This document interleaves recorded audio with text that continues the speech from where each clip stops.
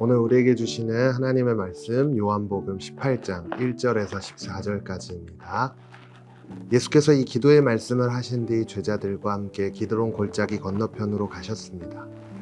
거기에는 동산이 하나 있었는데 예수와 제자들은 그곳으로 들어갔습니다. 그곳은 예수께서 제자들과 가끔 모이던 곳이어서 예수를 배반한 유다도 알고 있었습니다. 유다는 로마 군인들과 대제사장들과 바리새파 사람들이 보낸 경비병들을 데리고 그곳으로 왔습니다. 그들은 횃불과 등불과 무기를 들고 있었습니다. 예수께서는 자기가 당할 모든 일을 아시고 앞으로 나와 그들에게 물으셨습니다. 너희가 누구를 찾느냐? 그들이 대답했습니다. 나사렛 사람 예수요. 예수께서 그들에게 말씀하셨습니다. 내가 그 사람이다. 배반자 유다도 그들과 함께 거기에 서 있었습니다. 예수께서 내가 그 사람이다 라고 하시자 그들은 뒤로 물러나 땅에 엎드러졌습니다. 예수께서 그들에게 다시 물으셨습니다. 너희가 누구를 찾느냐? 그러자 그들이 대답했습니다. 나사렛 사람 예수요. 예수께서 대답하셨습니다. 내가 그 사람이다 라고 말하지 않았느냐? 너희가 나를 찾고 있다면 이 사람들은 보내주라. 이것은 예수께서 아버지께서 내게 주신 사람들 중 한 사람도 잃지 않았습니다라고 하신 말씀을 이루기 위한 것이었습니다. 그때 시몬 베드로가 칼을 가지고 있었는데 그가 칼을 빼어 대제사장의 종을 쳐서 오른쪽 귀를 베어 버렸습니다. 그 종의 이름은 말고였습니다.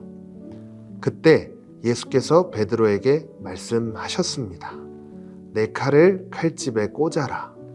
아버지께서 주신 잔을 내가 받아 마셔야 하지 않겠느냐? 군인들과 천부장과 유대 사람의 경비병들이 예수를 체포했습니다. 그들은 예수를 묶어서 먼저 그 해의 대제사장 가야바의 장인인 안나스에게로 끌고 갔습니다. 가야바는 전에 한 사람이 백성들을 위해 죽는 것이 유익하다라고 유대 사람들에게 조언했던 바로 그 사람입니다. 자기 방어, 모든 사람들이 가지고 있는 특징 중에 하나입니다. 자신에게 불리한 어떤 상황이 닥치면 그 불리한 상황을 이겨내기 위해 어떻게든 방법을 찾아내고자 하죠. 때론 변명을 하기도 하고 도망을 가기도 하고 여러 가지의 방법들을 찾아서 그 불리한 상황을 이겨내려고 합니다.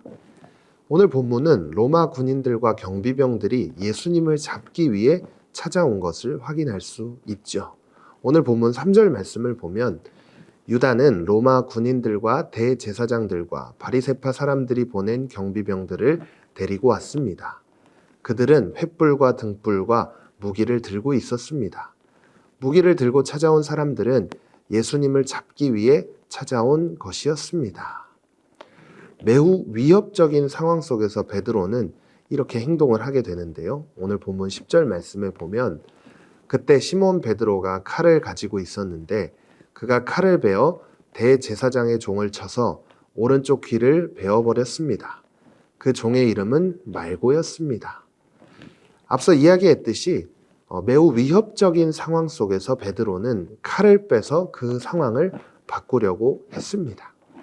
하지만 예수님께서는 베드로를 향해 이렇게 말씀을 하시는데요.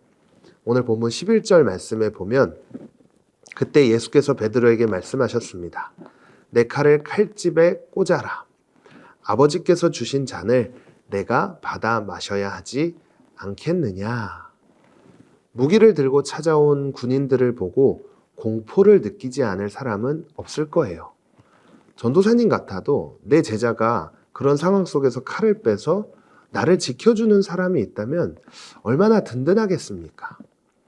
그런데 예수님께서는 반대로 베드로에게 칼을 다시 꽂으라고 말씀하고 계십니다. 칼을 다시 꽂으라고 말씀하신 이유는 예수님 자신이 죽임을 당해야 한다는 하나님의 뜻을 알고 계셨기 때문입니다. 오늘 본문을 통해 우리가 알 수 있는 것은 예수님께서 어떤 상황 속에서 자신보다 하나님의 뜻만을 바라보며 그 뜻을 이루는 삶을 살았다는 것입니다. 아버지께서 주신 잔을 내가 받아 마셔야 하지 않겠느냐고 말씀하시는 예수님의 모습을 우리가 함께 보면서 나는 예수님을 믿는 사람으로서 어떻게 살아가고 있는가? 오늘 말씀을 통해 우리는 점검해 봐야 하는데요. 예수님께 있어서 가장 중요했던 것은요, 자신을 통해 이루실 하나님의 계획이었습니다. 그렇기 때문에 로마 군인들이 무기를 들고 찾아온 그 위협적인 상황 속에서도 자신의 목숨보다 하나님의 뜻을 바라볼 수 있었던 것을 알 수 있죠. 예수님을 닮아가야 할 우리들의 삶도 이런 삶을 살아가야 하지 않을까 생각을 하게 되는데요. 때론 순종하기 힘든 상황이고 고난을 당하고 또 손해볼 것이 뻔히 보이는 상황이지만 그것이 하나님의 뜻이라면 우리는 기꺼이 순종할 수 있는 결단이 필요합니다. 우리에게도 여전히 하나님의 뜻을 이뤄가야 할 사명이 존재하죠. 그래서 우리를 사명자라고 이야기합니다. 오늘부터 새롭게 시작되는 학년, 새로운 교실에서 또 새로운 친구들과 함께 이제 새로운 한 해를 보내게 되는데요. 그때 우리는 하나님의 자녀라는 정체성을 잃지 말아야 합니다. 그리고 예수님을 믿는다는 이유로 참아야 할 것도 있고요. 손해를 봐야 할 부분도 있을 겁니다. 그런데 중요한 건 그 삶을 통해 하나님은 영광을 받으시고 그리고 그 삶을 통해 예수님의 향기가 우리의 삶을 통해 나타난다는 것을 기억해야 합니다. 오늘 고난을 당하실 것을 예수님은 미리 아셨지만 그 길을 기꺼이 가신 예수님의 모습을 통해 좁은 길과 좁은 문으로 걸어가는 삶이 무엇인지 우리는 알 수 있습니다. 하나님의 자녀라는 정체성, 그리고 내가 예수님의 향기를 나타내야 하는 그 정체성을 잃지 않고 오늘 하루 이 말씀 앞에 결단하며 승리할 수 있기를 간절히 소망합니다.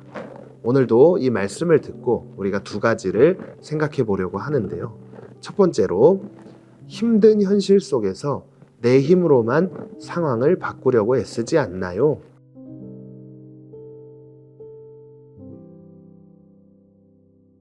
두 번째로 힘들고 어려울 것이 뻔해도 예수님처럼 피하지 않고 순종해야 할 하나님의 일은 무엇인가요?